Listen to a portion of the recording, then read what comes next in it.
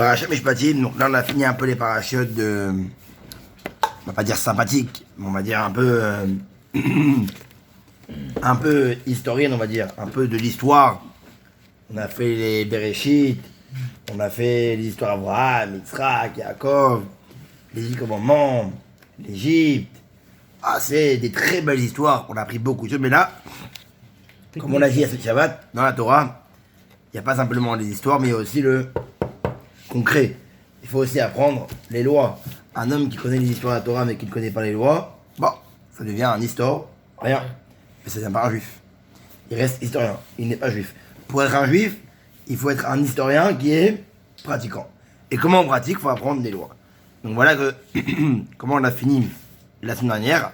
Déjà avec une petite loi, on a appris que quand on faisait un misbéach, quand on faisait un hôtel où on donnait un sacrifice, on devait faire une pente et pas un escalier. Pourquoi? Pour ne pas qu'en vérité la personne qui montait sur l'escalier, quand il fait des grands pas, on va voir sa nudité ou en sous-vêtements et que c'est pas snoot. Comme il est sur un endroit qui est entièrement sain, le misbéach, l'hôtel, c'est un endroit qui est entièrement sain, il fallait faire une pente, comme ça quand il marche, et puis ils sont joints, et entre guillemets, on ne peut rien voir. Si on met dans l'escalier, ça n'aurait pas été snoot. Même si le Cohen, évidemment, celui qui montait. Le Cohen qui avait le droit de. Ouais, même si le Cohen, on va dire qu'en vérité, le Cohen, il était bien habillé. Oui. Il venait pas en short, le gars. On est d'accord. Donc, mais même comme ça, même malgré le fait qu'il n'est pas en short, même malgré le fait qu'il était snoot de base, lui, quand même la Torah veut que les gens ne parlent pas dessus. Et qu'ils voient une personne qui est entièrement sainte, entièrement parfaite. Ça, c'était l'une des premières lois qu'on avait vues la dernière. Maintenant, on va passer au Mishpatim. Ok? Ve'ele amishpatim asher tasim lifnehem. Et voici en vérité Mishpatim. C'est quoi ve'ele et voici? Tout endroit où on dit ve'ele et voici, ça veut dire quoi? Ça veut dire qu'en vérité, on a parlé des 10 commandements déjà. On a parlé des 10 commandements, oui. Les 10 commandements, c'était les 10 commandements. Il dit cela en vérité, Mosif à la Rishonim. Ça veut dire qu'en vérité, les 10 commandements et les lois qu'on va parler ici, c'est aussi important que les 10 commandements. Les lois qu'on va énoncer ici, ils sont tout autant importants que les 10 commandements. C'est comme un rajout, c'est comme une suite des 10 commandements. Et de la même manière que les 10 commandements viennent du mont Sinaï, pareil, les lois qu'on va apprendre ici, tout de suite là, elles viennent du mont Sinaï. Ça, c'est très important. Maintenant, ici, on va apprendre ce qu'on appelle qu'il y a un Sanhedrin. C'est quoi un Sanhedrin? C'est quoi un Sanhedrin? C'est entre guillemets, c'est là où les Dayanim, là où les juges siégeaient. Il y avait plein de juges qui siégeaient, au Sanhedrin. L'endroit où venaient les juges et, entre guillemets, juger les problèmes. Alors maintenant, pourquoi on juxtapose la page avant où il y a Misbéach à la fin, l'hôtel et maintenant les juges? Pour t'apprendre qu'en vérité, on devait mettre l'endroit où les juges allaient juger proche d'un misbéach, proche d'un hôtel. Pour qu'en vérité, il y ait une connexion entre les deux, pour qu'ils puissent juger parfaitement les gens. Ok? Donc voici les lois, les mishpatim, les lois. Alors, on connaît l'importance des lois, et on sait qu'il y a les chukim et les mishpatim. Que sont les chukim? Ce sont les lois qui n'ont pas de raison.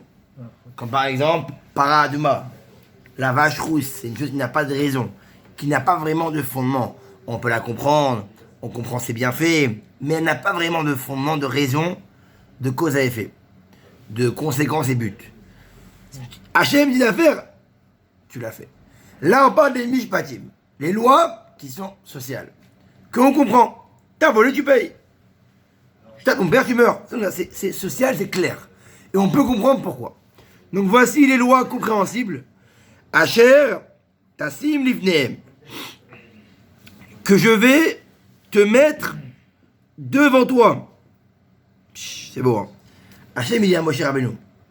Il dit, ne crois pas que tu vas répéter, je vais t'enseigner les lois maintenant 3, 4 fois.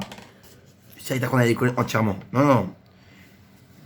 Je vais en vérité me fatiguer, moi, Hachem, pour que tu comprennes parfaitement les lois, mon cher ami. Pas simplement que tu connaisses et que tu peux répéter. Je veux que tu connaisses les lois comme Tassim Lifnehem, comme une table qu'on pose devant toi. Quand on te met une table au kidouche, Quand on met Louis Vécham, et Béné Israël. T'as déjà visualisé que tu vas taguer. Ah, je vais prendre d'abord ça en premier. Ça vers la fin, la dame Prout. Après, un peu d'anisette. Après, t'as déjà fait le tour. Pourquoi?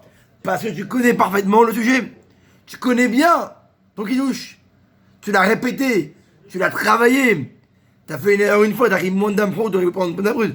Donc, t'as voulu faire mieux. Pareil. Il dit à Hachem à Moshe, je vais te faire apprendre les lois, t'enseigner al-Bourio. Parfaitement les lois. Que ce soit une table qui soit arour, qui soit posée devant toi. Ok? L'Ifnehem, voici les lois que je vais mettre devant les juges. Parce que qui va juger? Ce sont les juges. De qui on parle? Les juges, évidemment, juifs.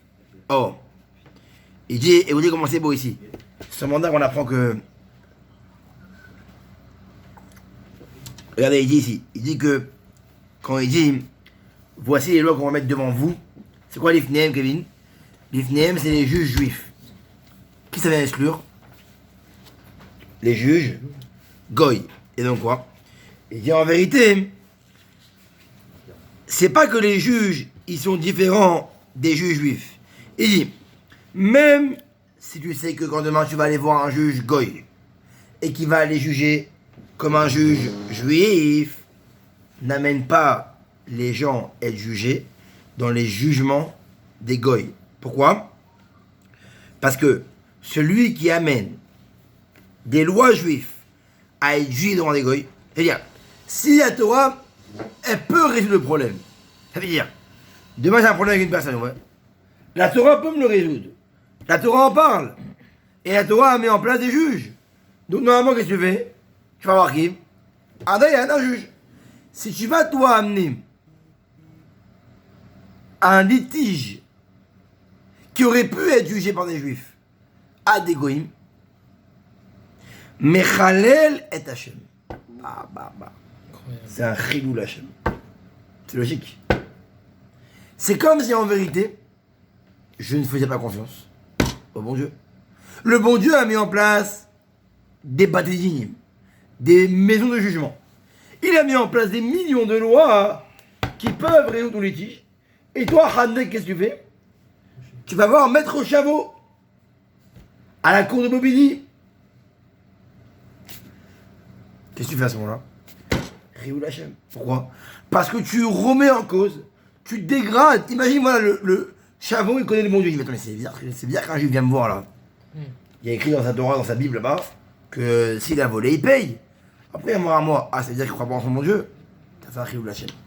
T'as méprisé le nom du bon Dieu. Ou meyaker et shem a elilim les hashbicham. Et en vérité, comment il dit en français? Ou meyaker et shem a elilim les hashbicham. Et en vérité, il va quoi? Il va, en français, comment je te dis en français? Non, c'est là. Mais là, en français, il dit, voilà. Je vais vous le dire en français comment c'est beau. Voilà, c'est là. Voilà, entre juifs. Voilà, ou meyaker et shemaïma, c'est là. Et accorde de l'estime au nom du culte des idoles en la valorisant. Bah oui, le fait que tu valorises leur loi à eux, ça veut dire quoi? Que tu estimes leur culte d'idole. C'est chaud ça. C'est dur ça, c'est très dur, c'est très dur, c'est très dur. Bah. 2 secondes.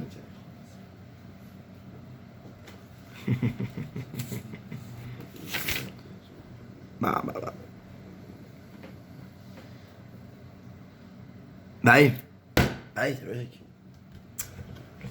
Quand nous on donne l'importance en guillemets à leur Dieu, qu'est-ce qu'on leur montre? On leur montre en vérité que quand eux ils nous jugent, ça veut dire quoi? C'est un témoignage à leurs yeux ou quoi? Que qu'est-ce qui est vrai dans la vie? Leurs yeux, leurs lois, ouais, c'est pire. Ils ne peuvent que se conforter dans leur position actuelle d'idolâtrie et de culte de la loi à eux, qui ne veut rien dire, que quand nous, quoi? Quand nous on vient être jugés là. Quand eux ils se disent que nous on peut être jugés autre part, et qu'on vient vers eux, ça montre qu'en vérité, on accepte que les eux. C'est l'une des plus grandes assimilations. Ça, apparemment, il me semble que c'est interdit d'aller juger, hein. Pas seulement. Même aujourd'hui, il y a plus. Hein. Quoi? Il n'y a pas de juge. Si, Il y a tu vas au Beddin. Beddin. Non, bah ouais, pour le Beddin. Alors, Ils ont un c'est- Beddin de 2 Et ah ou ouais. 3. C'est tout le Beddin, non Quel Non, non, rapport? non, pas du tout. des millions de litiges. Ah, Il me doit de l'argent, le truc, le mal. J'ai fait une affaire avec Rouven. J'ai fait une affaire. Alors maintenant, voilà, t'as un problème avec un goy. C'est compliqué parce que le goy, il veut voir chez le goy. Oui. Donc là, t'as un problème avec un goy, tu vas chez le goy, c'est pas un problème normalement logique. Bon, logique, ce serait logique. T'as un problème, mais là, t'as un problème avec un juif. Deux juifs qui vont aller voir un goy, c'est des handek. Et tu peux. aujourd'hui, le Beddin est compétent pour ça. Enfin, oui, compétents, ils sont des génies. Oui. Bah, C'est ils des- connaissent. C'est des Dayan en fait. Toutes les lois qu'on va faire ici, ils les connaissent parfaitement. En détail et en profondeur. Alors maintenant, voici les lois. Première loi. Kitikne Eved Ivri. Quand un homme va acquérir un esclave juif. Sheshanim Ya'avod. Cet esclave travaillera combien de temps? 6 ans. 6 ans. Ou Bachevit. Et la 7e année. Yetzel HaChofshi Chinam. Il sortira libre. Chinam gratuitement. Alors, il dit en vérité, de quoi on parle ici? On parle d'un esclave goy, ok? Converti. Il s'est converti par la suite. Alors, 2 secondes. 2 secondes. Ah, ok. 2 secondes.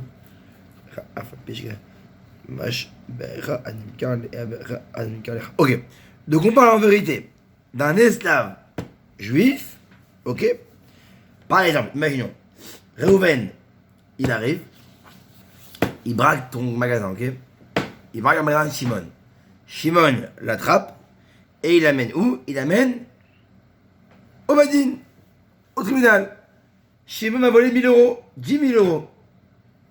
Ok? Shimon, Reuven, paye 10 000 euros à Shimon. J'ai pas. J'ai tout flambé. Ah, et le bateau, je l'ai brûlé. T'as une maison? J'ai mis sur ma mère. T'as une voiture? Je suis en trottinette. J'ai rien à faire. Je peux pas payer 10 000 euros. J'ai pas de cash derrière. Comment tu fais alors? T'as pour payer? Eh ben, tu vas vendre ta personne. Tu vas vendre ta personne. T'as pas de quoi payer. Tu vas travailler pour une personne. Tu vas être payé pour ça. Et avec l'argent que tu vas recevoir, tu vas quoi? Tu rembourses. Tu vas rembourser. Tu vas rembourser. Saisie sur salaire. Alors attendez. Les impôts. C'est dur ça. Ouais, c'est ça. Alors, Un ATD. 2 secondes. Même si t'as rien fait, tu es déjà saisi sous ça. Litige. Travaux d'intérêt généraux. 2 secondes. Oh. Après, il y a un deuxième. Donc ici on parle d'un esclave. C'est quoi? C'est l'esclave, on répète, qui s'est vendu pour un Kevin, qui a dû se vendre Pour payer sa dette. par le Beddin pour payer sa dette. Très bien, ok? Maintenant, il y a un deuxième type d'esclave qui n'est pas écrit ici. Qui sera écrit plus tard, c'est quoi? C'est l'esclave, quoi? Qui s'est vendu par désir. Pourquoi? Tellement il est pauvre, tellement il est en galère, il préfère avoir un petit cabanon chez un mec, travailler pour lui, et au moins avoir une vie. Oui. Mais c'est pas ici écrit, c'est plus tard. Ici on parle de l'esclave qui s'est vendu par le Beddin, ok? Et donc au bout de 7 ans, il sortira Gratuit. libre gratuitement. Im begapo yavo, begapo yetse. Si c'est un homme qui en vérité, il est venu en vérité seul, sans femme, ok? Begapo yetse. Il sortira seul. Tu viens seul, célibataire, tu sors seul. Alors, allez. Parce que là, on parle d'un homme qui est venu seul en n'étant pas esclave. Mais des fois, il les gens, ils allaient être esclaves, après, qu'est-ce qui s'est passé? Il s'est marié avec la servante. Pendant l'esclavage, qu'est-ce qui s'est passé? Il s'est marié à une femme pour esclave. Et ben, là, il dit qu'en vérité, il sortira. D'ailleurs, si un homme, il était marié à une femme juive, quand on l'a vendu esclave, ouais. Alors le maître peut l'obliger à se marier avec une servante goy, de chez lui. Maintenant, si en vérité, il rentre seul, il n'était pas marié, là, le maître ne pourra pas lui donner une servante pour se marier. Il sortira seul. Donc, je rentre célibataire, je sors célibataire. Je n'ai pas le droit à une femme pendant l'esclavage. Je rentre marié avec une femme juive. Le maître peut m'obliger à me marier avec une autre femme goy, une shifra kenaanite, une servante goy, pendant mon esclavage.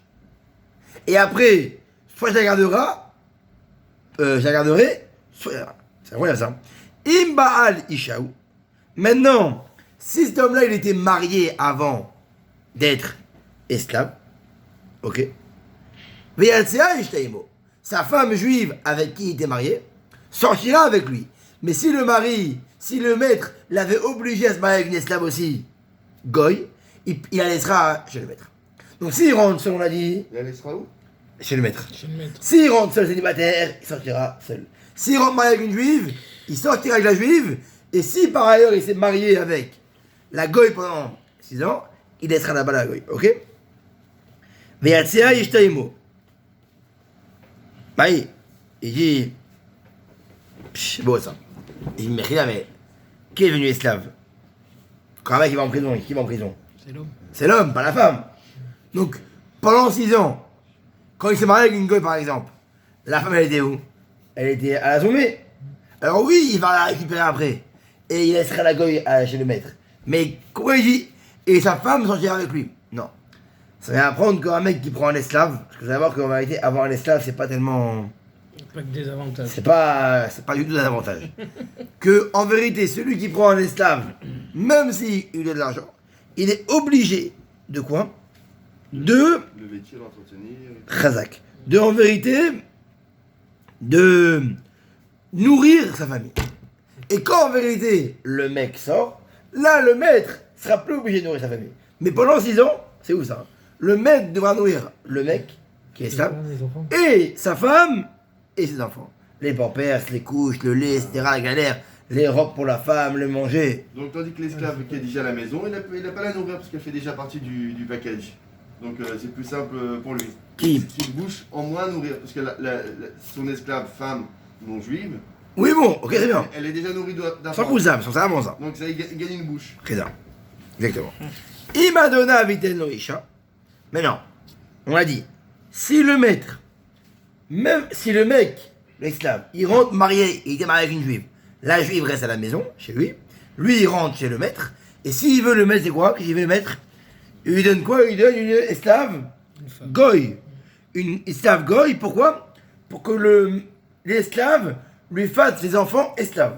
C'est ouf. Ça veut dire, c'est le seul endroit où on voit qu'il y a un avantage pour le maître. Que le maître va gagner quoi grâce à ça? Va gagner d'abord en vérité une progéniture d'esclaves. De pouvoir profiter des sagots qu'il a et d'en faire avec les enfants. Des petits Obama. Ok? Les esclaves, ils rentrent pas le soir chez lui. Alors il reste Non. Mais bien sûr, évidemment. Sur place. Une gouvernance. C'est ouf, hein? Ça veut dire, une esclave juive, elle sort au bout de 6 ans. Mais une esclave goy va avado les rolam. Elle ne sort jamais. C'est incroyable ça. Ça veut dire, l'esclave goy, oui, Kevin, elle est à vie chez le mec, l'esclave. Maintenant, lui, il va acquérir un esclave juif. Il est marié à l'esclave juif. La femme est chez lui, il rentre. Il peut l'obliger, s'il a envie, de l'obliger à se marier avec l'esclave goy, avec la femme goy, et lui faire des petits cafés au lait. Des petits... Mais c'est affreux. des petits blacos esclaves. C'est affreux. Pourquoi? C'est affreux. C'est esclavage, il y en a. Ouais, c'est affreux. ça. T'as pas vu le Galator?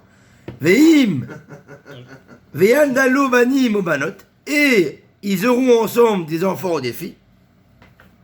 Aïcha Villadea, mais la femme et les enfants, Tchiyé la donnea, resteront acquis au maître, à vie.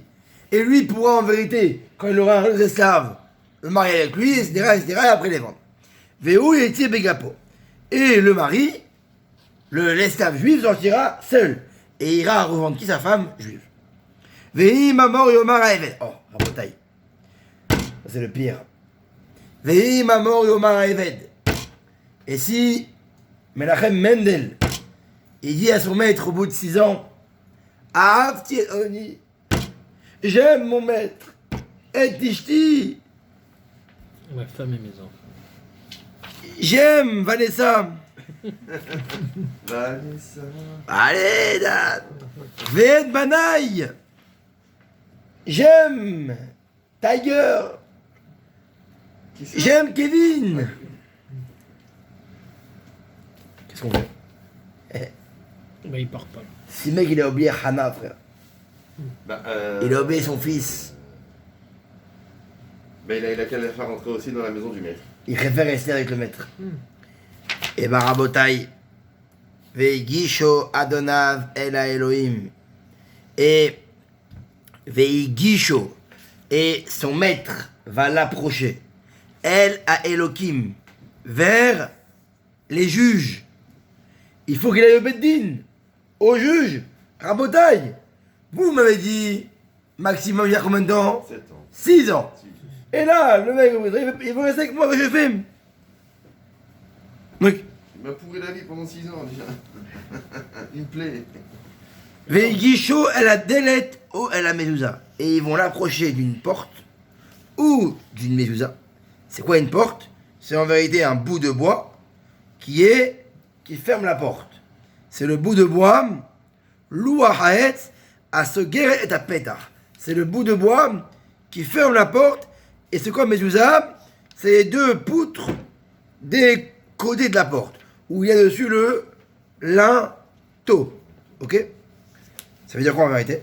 Ça veut dire en vérité, c'est ça, qu'il devait mettre une porte qui soit debout, qui soit bien une vraie porte, et là va prendre le maître, l'oreille du l'esclave, Veratza Adonav et Ozno. Et le maître il va quoi? Percé. Il va percer l'oreille. Il va lui percer l'oreille. L'oreille droite. Ok. Il va lui percer l'oreille droite. Bamartzea. Avec un clou.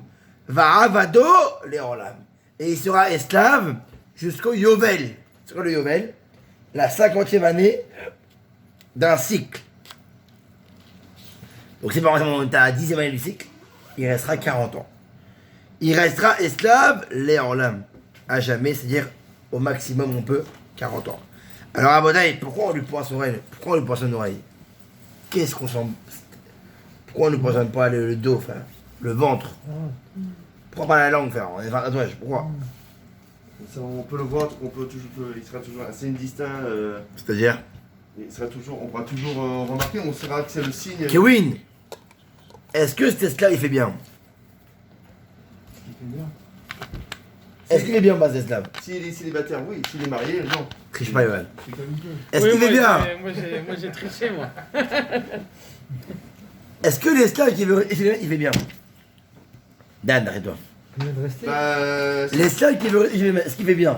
Ou s'il bien, ce qu'il fait? Bah, c'est pas interdit s'il veut, pourquoi pas. Le problème, c'est s'il est marié, c'est un problème pour sa femme et ses enfants. Si maintenant il est célibataire, il a fait une épouse là-dedans. Mis à part ça, Il cherche la spécialité, quoi. Oui, il cherche. est-ce qu'un homme. Alors il dit comme ça, il dit. Le droit d'être. Pourquoi on a poissonné l'oreille ici? Pour t'apprendre qu'en vérité, cette oreille qui a écouté la semaine dernière au Arsinaï, au Mont Sinaï, l'Otignov, tu ne voleras pas. Tu as volé. Ouais.